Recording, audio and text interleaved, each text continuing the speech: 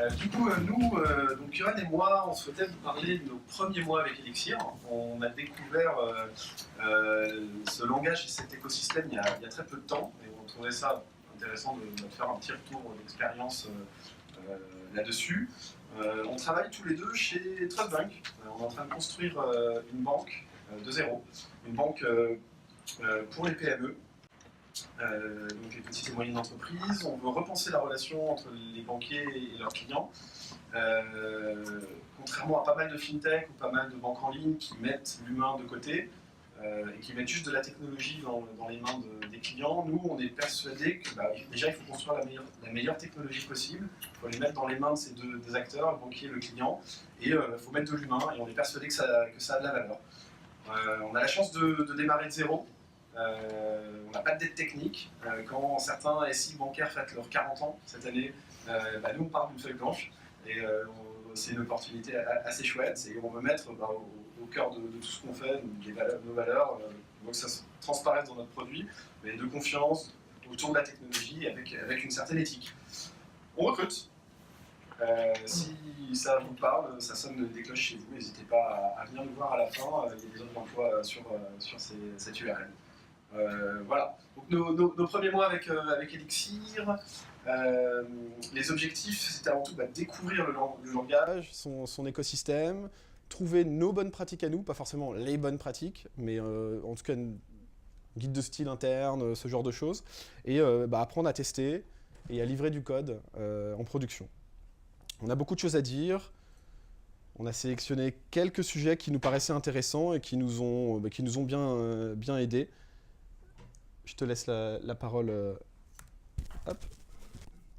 Bonjour à tous, merci d'être venus ce soir. Du coup, comme disait Raphaël juste avant, moi c'est Johan.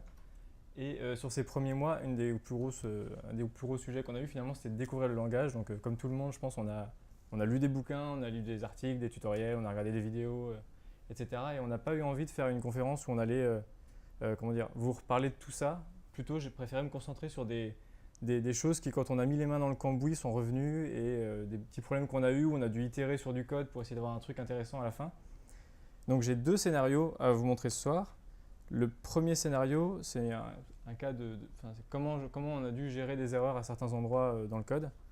Juste pour mettre un petit peu de contexte, déjà qui a fait de l'Elixir, qui a déjà codé en Elixir, même un petit peu rapidement tout le monde ou pas?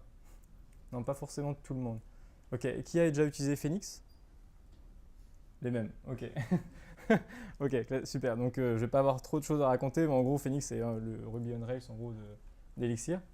Donc on a un certain nombre de contrôleurs et quand on veut faire quand on a une requête qui arrive, on a un système qui est centralisé pour autoriser les requêtes.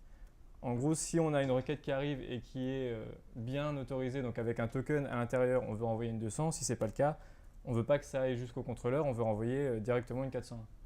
Donc il va falloir mettre quelque chose au milieu pour tous ces contrôleurs et pas avoir à gérer ça dans chaque contrôleur un par un. Et donc ça, c'est un plug. Donc là, je pense que je n'apprends rien en fait, mais très rapidement, pour déclarer ce plug, on a notre routeur Phoenix dans lequel on déclare nos chemins et les contrôleurs auxquels on veut associer à ces chemins. On va juste déclarer une pipeline au début, qu'on appelle donc Authenticate, et on ajoute cette pipeline sur l'URL qu'on veut autoriser. Maintenant, pour développer ce plug, on a juste à avoir un behavior. Donc le behavior, pour ceux qui ne connaissent pas, c'est la même chose que les interfaces ou les protocoles qu'on voit dans d'autres langages. Donc là, ce behavior-là, il nous fait implémenter deux fonctions. La fonction init qui est appelée une fois au début quand ça démarre, et puis la fonction call qui, elle, est appelée à chaque fois qu'il y a une requête.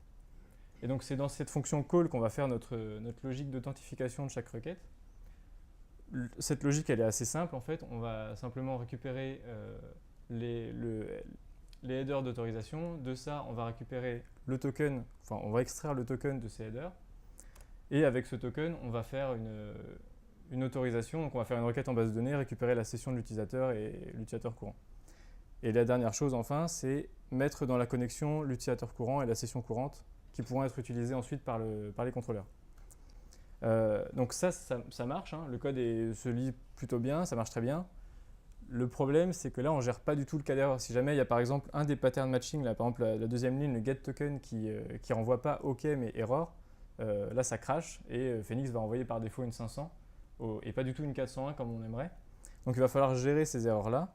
Et c'est là-dessus qu'on a dû itérer un petit peu. La première fois, on s'est dit, bon bah, là par exemple, ici, on a un cas qui peut ne pas renvoyer OK token. Donc on va faire un case.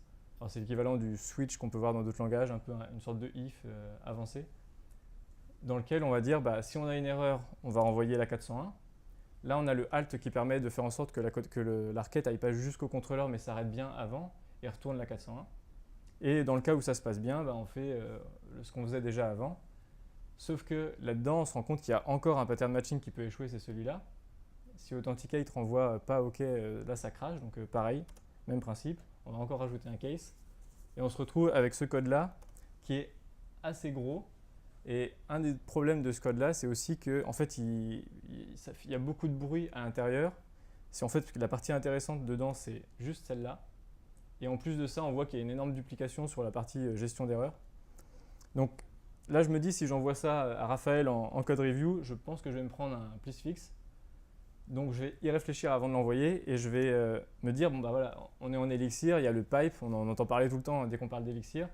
Il y a peut-être moyen de faire quelque chose avec ça.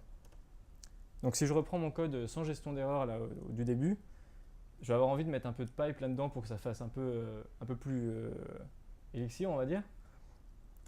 Sur les 3 premières lignes, c'est facile. J'ai juste à chaîner les opérations une par une. Et pour la dernière, en fait, je vais simplement faire une autre fonction dans laquelle je vais pouvoir envoyer le résultat handle authentication. Donc là, ça va prendre le résultat de authenticate. Et ce que ça me permet de faire, ça, c'est que je peux directement matcher sur le résultat de la requête d'avant. Dans le cas où c'est OK, en fait, je vais faire mon chemin nominal, donc simplement assigner le current user, la current session sur la connexion. Et dans le cas où ça ne se passe pas bien, ben là, pareil, avec le pattern matching, c'est assez propre. Je peux juste dire que si j'ai une erreur, dans ce cas, je fais voilà, le cas d'erreur, donc je mets un unauthorized et j'arrête la requête. Donc ça paraît pas mal. On a bien séparé les responsabilités. On voit qu'il y a la chaîne de commandes au début et puis après le cas nominal et le cas d'erreur. Sauf qu'en fait, pour ceux qui ont bien suivi, en fait, ça ne marche pas parce que ici, on a getToken qui va renvoyer son résultat dans le authenticate. Sauf que getToken, il renvoie un OK token et authenticate, lui, il attend une string, il attend un token en entrée. Donc, si je veux que ça marche, en fait, je vais être obligé de modifier authenticate pour qu'il prenne en paramètre non pas un token, mais finalement le résultat d'une requête qui était avant. Donc ça, c'est vraiment pas terrible de devoir toucher au module de quelqu'un d'autre pour faire son propre code. Et en plus de ça, ça veut dire que partout ailleurs où je vais vouloir utiliser le module, je vais devoir lui filer un OK quelque chose, alors que ça se trouve, il n'y a rien eu comme requête avant. Donc ça colle pas trop et je vais sûrement prendre la même réaction si je l'envoie maintenant. Donc je vais continuer de chercher un petit peu. Et puis en fouillant un peu la doc, je vais finir par tomber sur Weave. Donc Weave, la description c'est Used to combine matching clause, donc c'est exactement sur le principe c'est exactement ce que je veux faire. Donc si j'essaie de l'implémenter, alors je reprends le code initial sans gestion d'erreur du début. Là finalement j'ai juste à remplacer les égales par des flèches et mettre un Weave au début. Weave, ce qu'il va faire, c'est qu'il va les exécuter une par une. Donc là, on voit qu'à chaque fois, je peux réutiliser les résultats du matching des requêtes d'avant, enfin des lignes d'avant. Et ensuite, pour faire le cas nominal, j'ai juste à le mettre dans un do. Et dans ce do, je peux utiliser tout ce qui est ressorti des patterns matching d'avant. Donc là, j'utilise par exemple le session et user. Et là où c'est très bien le Weave, c'est qu'en fait, pour la gestion d'erreurs, il y a un concept qui est génial, c'est que en fait, il ne fait pas bêtement le pattern matching sur les flèches là, du haut. Il essaie de matcher avec ce que je lui demande, mais si jamais ça ne matche pas, en fait, le résultat qui n'a pas matché, il va le renvoyer dans une clause else, dans lequel je peux en plus faire du pattern matching sur l'erreur pour faire un peu ce que je veux. Donc pour voir dans ce cas-là ce que ça donne, en fait, j'ai de la chance, c'est que getToken et authenticate, dans les deux cas, ils me renvoient soit OK et un résultat, donc là on le voit là-haut, soit error et une raison. Donc je vais pouvoir faire un seul pattern, en fait, ça va être error et la raison. Et du coup, là, j'ai mon code qui est finalement à peu près comme tout à l'heure où on sépare bien les responsabilités. Mais en plus de ça, je n'ai pas eu à modifier le code d'autres modules. Je peux vraiment faire le matching que je veux là-haut. On voit que le premier, je n'ai pas besoin de mettre un tuple OK quelque chose. Je récupère juste les headers. Et voilà, au final, j'ai ce code-là. Donc ça, j'ai pu l'envoyer. Raphaël l'a validé. Merci Raphaël. Et du coup, voilà, pour revenir rapidement, c'est en gros, on se met à utiliser le Weave dès qu'on se retrouve à faire des cases dans des cases dans des cases, ou dès qu'on se retrouve à vouloir faire des pipes, mais ça colle pas, en fait, il faut modifier les signatures pour que ça marche, enfin, ça va pas du tout. Le Weave, on l'a vraiment utilisé énormément après ça, enfin, pas tous les jours, mais vraiment beaucoup, beaucoup. Et voilà, on aurait peut-être pu le lire dès le départ, mais voilà. Donc, deuxième scénario, ça c'était le premier. Le deuxième scénario, c'était dans le cas où on allait récupérer des ressources sur un serveur distant et ces ressources n'étaient paginées. C'est-à-dire que nous, on voulait les récupérer toutes d'un coup, mais on ne pouvait pas, il y avait une limite. En gros, on les récupère 5 par 5, 10 par 10, peu importe. Mais voilà, donc on a notre serveur à gauche, le serveur du prestataire à droite qui va lui nous envoyer les transactions. Donc je fais une première requête avec la page 0, ça va me retourner un certain nombre de ressources, et je continue comme ça d'augmenter le numéro de la page et de faire des requêtes en assemblant mes résultats jusqu'à tomber sur une page où en fait il n'y a plus de résultats, et dans ce cas là, je peux m'arrêter. Donc pour implémenter ça, quand on vient dans un langage plus impératif où tout est mutable, etc. Ah oui, pardon, donc ça c'est juste le client pour dire que ça. Voilà, je lui donne un numéro de page et il va me fetcher les ressources et il me retourne une liste de ressources. Voilà, je ne m'attarde pas sur l'implémentation de ce client-là. Et donc oui, je disais qu'avec un code impératif, ça ressemblerait sûrement à ça. On aurait deux variables mutables au début, le numéro de page et un accumulateur pour accumuler les résultats. Et puis après, on aurait un gros do while derrière qui fait les requêtes et qui va récupérer les résultats, et à la fin, hop, ça retourne le résultat. Sauf que ça, en Elixir, on ne peut pas, puisque on ne peut pas avoir de variable mutable, et en plus de ça, c'est pas super comme code. Si on veut faire ça en logique plus fonctionnelle, en fait, ça va correspondre à de la récursivité. Grosso modo, toutes les boucles, ça va correspondre à de la récursivité. Donc je repars de mon getResource. Je vais faire un premier appel pour récupérer la première page, et je vais envoyer le résultat de cette page-là dans une fonction qui, elle, va être récursive. Donc je lui donne le premier paramètre, c'est la première page, donc 0, et le résultat de la requête. Et avec ça, ça va être simplement du pattern matching. En gros, si jamais le résultat c'est une liste vide, je sais que c'est la fin, je peux m'arrêter, je retourne OK. Si jamais c'est pas vide, dans ce cas-là, je vais boucler et voilà, récupérer la page d'après. Là, tout ce qui manque dans ce code-là, finalement, ça va être d'accumuler les résultats. Là, on voit qu'on fait bien la logique, mais on ne retourne rien de tout ça, on retourne un OK. Pour ça, ça va être, comme tout à l'heure, un principe d'un accumulateur qu'on va se passer en fait dans la méthode récursive. Là, c'est très classique. Initialement, il est vide, et puis petit à petit, on le remplit en bas avec le hack plus ressources, jusqu'à le retourner à la fin quand on arrive sur une liste vide. Donc ça, c'est très bien, ça marche très bien, c'est plutôt lisible, ça se lit vite et ça se lit bien. Le problème de ça, ça va être à l'utilisation. En fait, on va se rendre compte, et c'est assez simple à comprendre, que quand on va faire getResource, en fait, tout va être chargé en mémoire à ce moment-là. Et quand on va faire le traitement, donc là par exemple process resource, en fait tout va être consommé à ce moment-là, et on va revenir à une mémoire, enfin on va revenir à 0. Le problème de ça, c'est que si on veut faire, comme nous on le fait par exemple, synchroniser des milliers et des milliers de transactions, en fait cette courbe elle va monter très très très haut, jusqu'à possiblement faire crasher le système parce que plus de mémoire vive, quoi. Donc une solution pour résoudre ce problème-là, ça serait de réimplémenter le getResource et faire tout le traitement à l'intérieur en fait. À chaque fois qu'on récupère des ressources, on les traite et ça évite de les accumuler. Le problème de ça, c'est que on mixe les responsabilités. Il y a d'un côté, on va avoir récupérer les ressources, et de l'autre côté les processer, et en fait le code va être complètement, tout va être mélangé dedans. Heureusement, dans Elixir, il y a ce qu'on appelle des streams. Donc là, ça ressemble beaucoup à ce qu'on faisait tout à l'heure, à l'utilisation. Simplement, plutôt qu'enum, on met stream. Là, la différence, c'est que quand on va appeler getResource, en fait, il ne va rien se passer. Quand on va appeler le stream.each juste après, qui est l'équivalent du enum.each de tout à l'heure, il ne va rien se passer non plus. Et sur la dernière ligne, en fait, quand on va appeler run sur la stream, c'est à ce moment-là qu'on va déclencher en fait les événements. Et en fait, ce qui va se passer, c'est qu'on va aller récupérer des ressources, les processer, les récupérer, les processer, etc. Jusqu'à arriver à la fin où il n'y a plus rien à processer. Et donc là, ça scale beaucoup mieux, parce que là, il peut y avoir des milliers de transactions, on ne dépassera jamais le niveau du premier pic finalement en termes de mémoire allouée. Donc ça, c'est parfait, c'est pas totalement magique non plus, il va falloir l'implémenter. Le getResource, c'est pas du tout la même logique. Et pour l'implémenter, ça va être en fait assez simple, il faut juste regarder la doc de stream, et il y a un certain nombre d'opérateurs qui permettent de créer des streams à partir de fonctions qui sont appelées juste de façon lazy, donc au moment où on en a besoin. Unfold, c'est l'un d'entre eux, c'est un des plus simples en fait. C'est très classique en fonctionnel, mais je vais quand même expliquer un peu ce qui se passe. En gros, il prend deux paramètres, un accumulateur initial et une fonction. L'accumulateur initial, il est donné à la fonction au tout début. Donc il arrive dans cette fonction, et cette fonction, elle peut faire deux choses. Soit elle retourne un élément et le prochain accumulateur, dans quel cas la stream va émettre l'élément,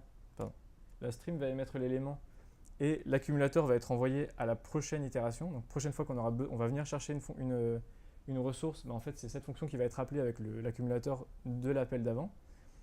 Et ça va tourner comme ça jusqu'à arriver à la fin. Et la fin, en fait, c'est quand notre fonction retourne nil. Au moment où on retourne nil, la stream s'arrête, on sait que c'est fini. Et voilà. Donc pour l'implémentation, on a notre unfold, il prend donc deux paramètres. Le paramètre initial, donc pour moi ça va être la page, puisque c'est la page qui va être incrémentée à chaque fois. Donc au début c'est 0, et la fonction, elle, finalement ce qu'on veut qu'elle fasse, c'est simplement faire l'appel, récupérer les ressources qui correspondent à cette page-là, et émettre le tuple dont je parlais, avec les ressources donc, à émettre, et le prochain accumulateur qui est donc la page suivante. Là tout ce qui manque c'est la condition d'arrêt. Pour ça il y a juste à faire un case sur le resource. Si jamais c'est vide, on sait qu'on s'arrête, donc on envoie nil, et sinon on continue de tourner avec le unfold. Et donc là, ça marche bien, sauf que si on essaie de l'appeler, on se rend compte qu'on n'a pas une liste de ressources, en fait on a une liste de ressources. Parce qu'à chaque fois qu'on appelle la fonction, on retourne une liste, et unfold, il marche pas, il va pas automatiquement flatten la liste. Donc pour ça, pareil, très classique, on fait un flat map. Le principe du flat map, c'est il prend un paramètre, quand il y a un élément qui arrive, lui, il en émet plusieurs, donc il émet une liste d'éléments. Donc en émettant l'élément qui arrive, en fait, ça va juste aplatir la liste, et on se retrouve avec ça. Donc là, c'est parfait.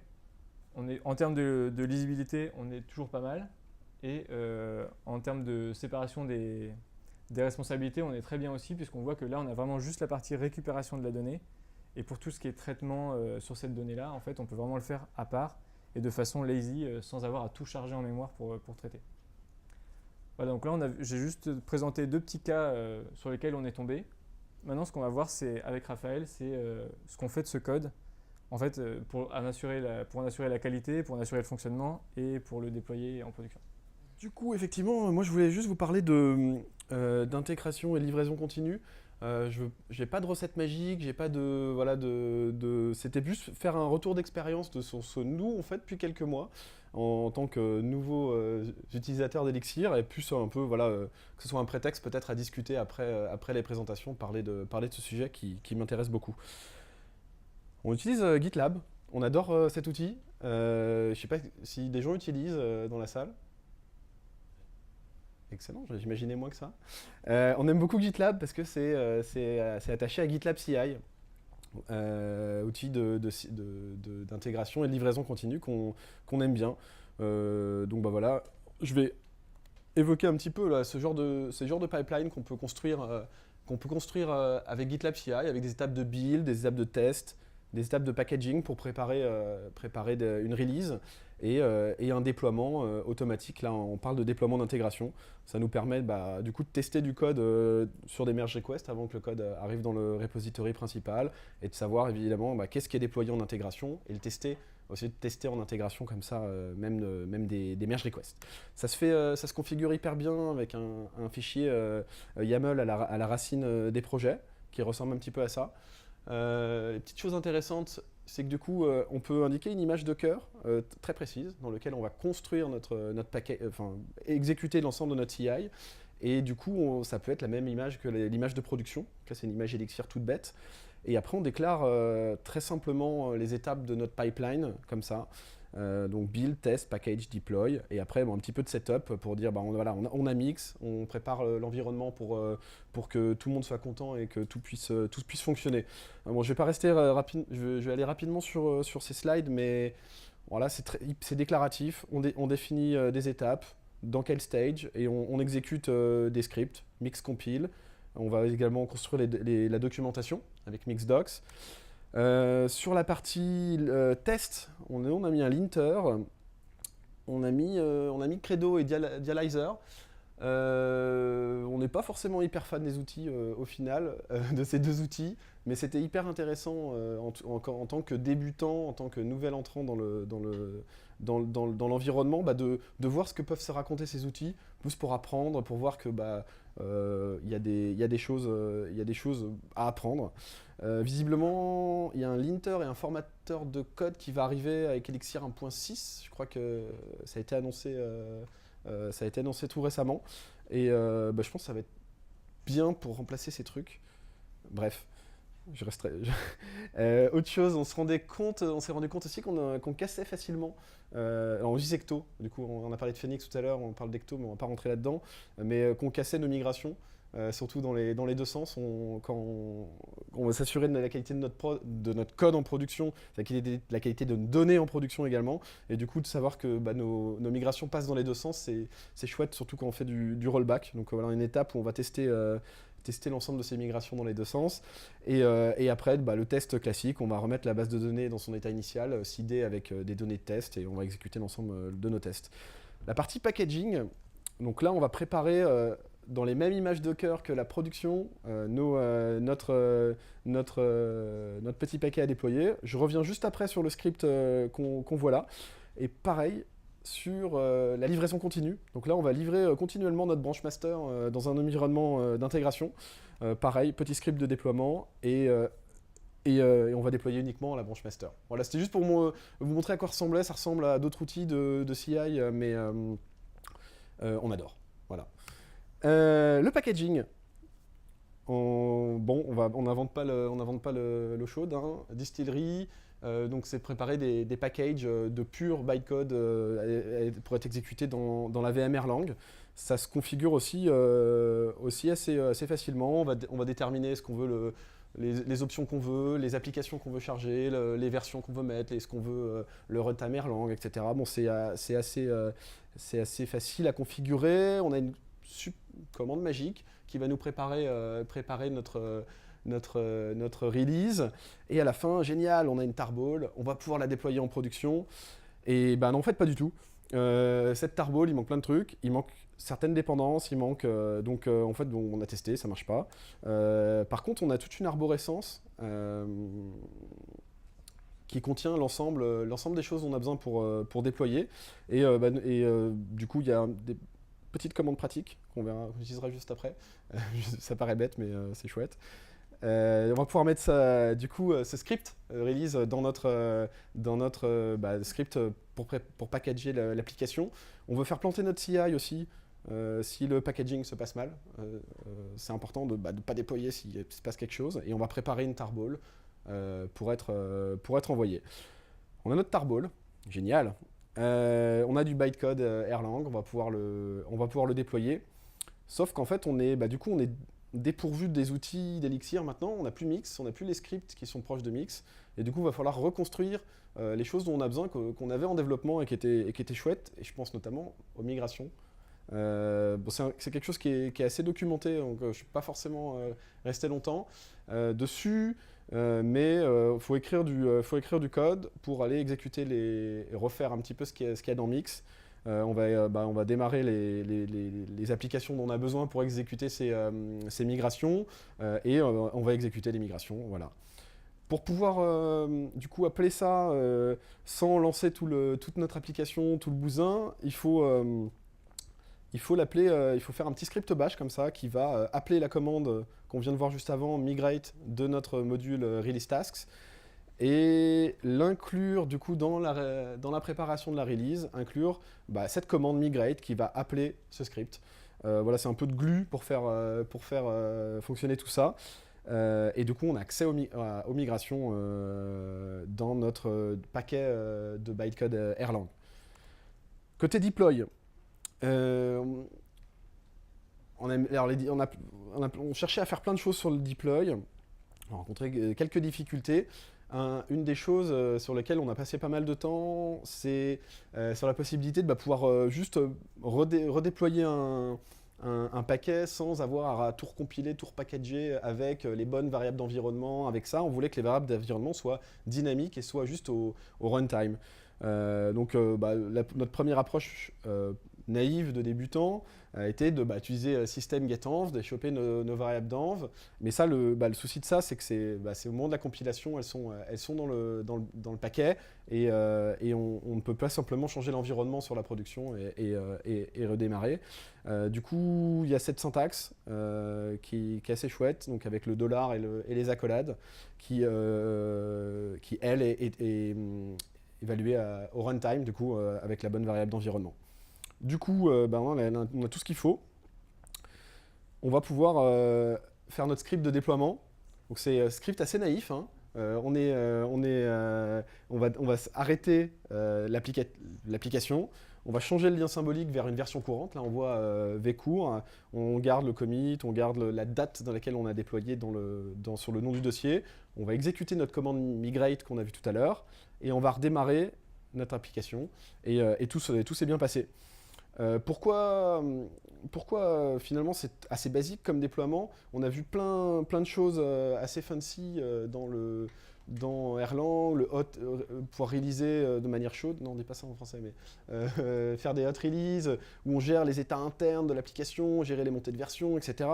On a trouvé que c'était un peu complexe, un peu l'usine à gaz. Nous, ce qu'on voulait surtout, c'est de pouvoir faire des releases et re-releaser et relancer. Et juste, on voulait être sûr du fonctionnement, pouvoir remettre en production un paquet sans savoir, sans connaître l'état de la prod, sans être sûr de est-ce qu'on monte de version, est-ce qu'on en est-ce qu'on a bien incrémenté, est-ce que si, est-ce que ça. Et c'était assez important pour nous. Et c'est pour ça qu'on a un truc assez basique, mais on maîtrise le fonctionnement. Et ça n'empêche pas de faire du zero downtime si on arrête nos backends pas tous en même temps et que évidemment ça n'empêche pas d'avoir de la haute disponibilité. Voilà, juste retour sur le pipeline qu'on utilise sur GitLab CI. On en est très content. J'espère que ça a provoqué quelques discussions après les présentations, mais c'est un sujet qui m'intéresse beaucoup. Je ne sais pas si vous avez des questions sur l'intervention de Johan ou sur la mienne.